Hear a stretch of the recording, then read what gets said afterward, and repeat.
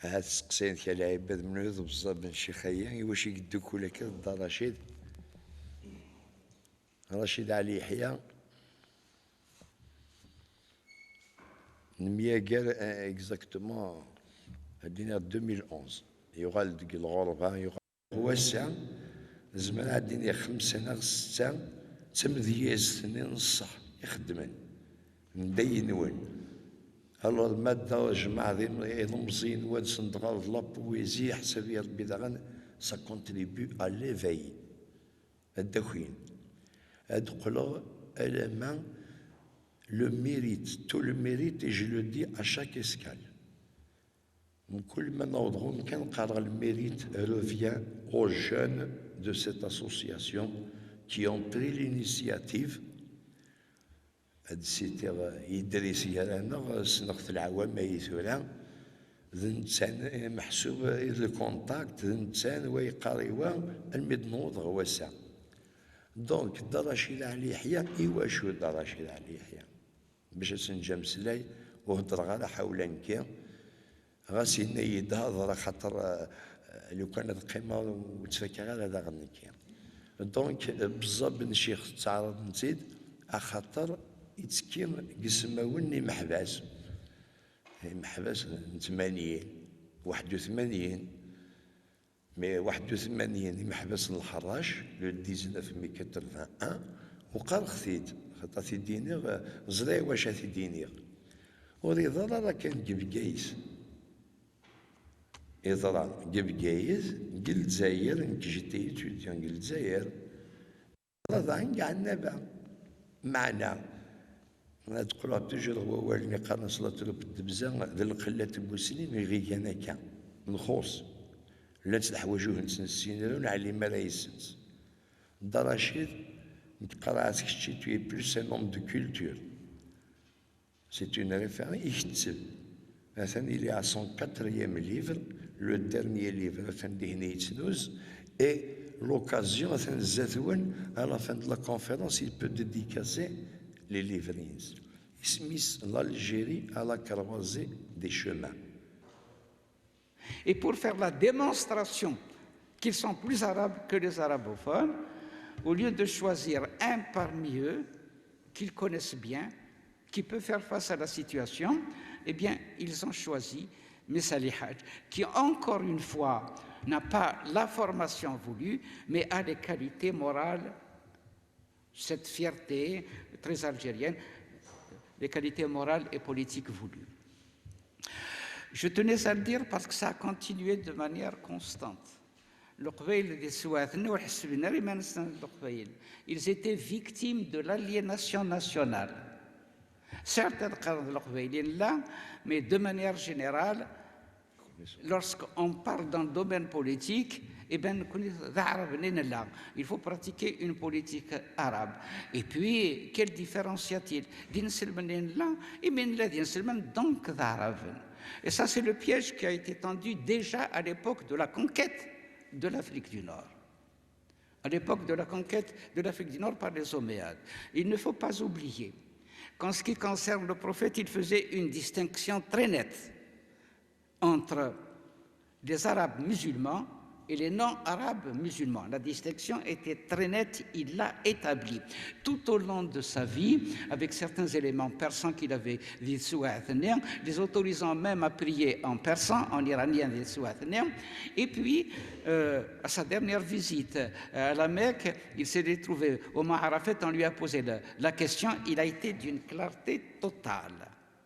Il n'y a pas de différence entre les arabes musulmans et les non-arabes musulmans, si ce n'est celui qui pratique de manière vraiment pieuse sa religion, celui qui avait le plus de piété.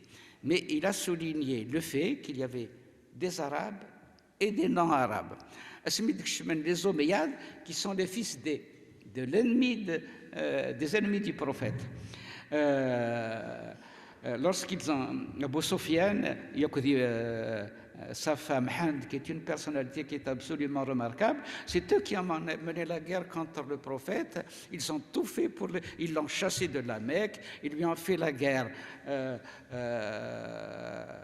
lorsqu'il s'est trouvé à Médine, ils ont cherché à l'empoisonner, ils ont cherché à l'isoler, ils ont cherché à le tuer, ils ont tout fait pour l'éliminer, pour le discréditer. Eh bien, lorsqu'il l'a emporté, lorsque Mohammed l'a emporté, il a installé l'islam, ils se sont convertis, mais ils se sont convertis en réalité en surface. Mais Abu Sufyan appartenait à l'aristocratie, tandis que toutes les positions de Mohammed étaient des positions de progrès. Dans le Coran, dans la partie qui a été faite à la Mecque, qui a été révélée à la Mecque, les positions étaient des positions humaines, de progrès. Elles étaient dirigées contre les Quraïchites. Elles étaient dirigées contre l'aristocratie arabe. C'est pour ça que l'islam, donc, est dans une langue difficile. La culture est dans une langue difficile auquel le peuple, surtout d'Itsouathéné, ne pouvait pas avoir accès, et toutes les interprétations qui pouvaient avoir lieu ne peuvent être que le fait de cette élite aristocratique ou des éléments qui ont pu accéder à cette élite et qui se sont mis au service de cette aristocratie. Et toutes les interprétations de l'époque du Coran sont au service de cette aristocratie. Que fait-on de l'islam? En plus de cela, ils ont compris que l'islam se répand, ils ont compris que ça intéresse les gens. Qu'est-ce qu'ils ont fait? Ils ont arabisé l'islam.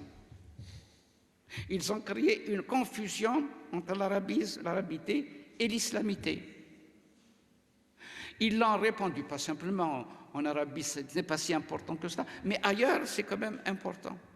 Et petit à petit, un petit peu partout, qui devient musulman, devient automatiquement arabe. Il y a eu une confusion qui a été faite. Il faut que vous sachiez pour cela, pour en être convaincu, il faut consulter l'histoire d'Itsouathéné à l'époque de l'Antiquité, comme à l'époque du Moyen-Âge, et même à l'époque de la transition du Moyen-Âge vers l'époque moderne. C'était la religion qui dominait partout dans le monde.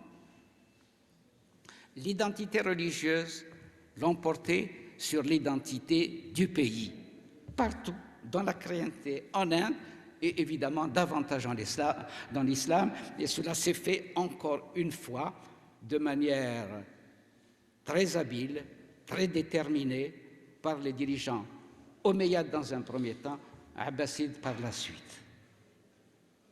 Ce qui fait que dans le monde où a dominé les Arabes, il y a confusion entre islamité et arabité, et les gens qui ne sont pas arabes ont fini par se dire arabes.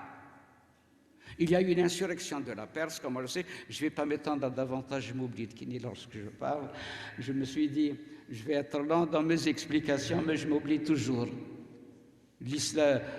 L'Iran, la Perse a réagi à partir d'un certain moment parce qu'il y avait une grande civilisation perse, le patriotisme perse, le passé persan, sa civilisation ancienne qui était l'une des civilisations les plus rayonnantes du passé. Il y avait l'administration qui pratiquement était restée la même, les structures sociales qui étaient restées la même. Petit à petit, ils ont pris conscience de ce qu'ils étaient, ils ont affirmé leur persanité, et petit à petit, sous couvert de cette interprétation nouvelle de l'islam, le chiisme, ils se sont débarrassés de l'arabisme et ils ont gardé l'islam dans sa pureté. Et le Coran s'est développé depuis un petit peu partout, et c'est depuis qu'en Asie, en Europe, eh bien l'islam s'est développé sans la langue arabe classique et sans la langue arabe parlée. Ils ont conservé leur propre langue. Mais dans les autres pays occupés par les khalifes arabes, au Moyen-Orient, au Proche-Orient et en Afrique du Nord, c'est l'arabisme qui a triomphé et il est resté jusqu'à maintenant. Jusqu'à maintenant. Alors, en commençant, c'est ce que j'appelle l'aliénation nationale. نلا ذي مزيغن نغال ذا عرب دشوك ذا عرب ما مسمين إقوان أكثر إمزيغن فقد يهدر نتا عرفت إبا plus arabe encore une fois que les autres. C'est le cas comme je viens de vous en parler. Et ça a continué cette idée. Dans l'ensemble de la société s'est imposée, elle s'est imposée également dans les mouvements nationalistes dont je viens de vous parler, et ça a continué. Le PPA, le PPA a suivi de manière plus renforcée encore dans la voie de l'arabisme et de l'islam, un islam rétrograde, ce n'est pas l'islam des Lumières, ce n'est pas l'islam pur tel qu'il était conçu tout à fait au départ, c'est l'islam tourné franchement vers le passé, un islam qui ne peut pas progresser. Et c'est cette idéologie qui s'est imposée au sein du PPA. نكينيس يمانيو لا يمشي عليها في السياسة ربيان سوى علي بنايا في السياسة ربيان عمر ولد حمودان وزيتيان 4 on était tous partisans de l'Algérie arabe. Lorsqu'on a commencé à militer, nous avons شو نبغى ذي السوات نبغى l'indépendance du pays. Un parti qui revendique l'indépendance du pays, qui revendique l'indépendance du pays, c'était le PPA. Le PPA. Nous avons défendu au sein du PPA l'indépendance du pays. Mais non seulement nous avons défendu l'indépendance du pays, mais nous avons défendu également l'arabisme.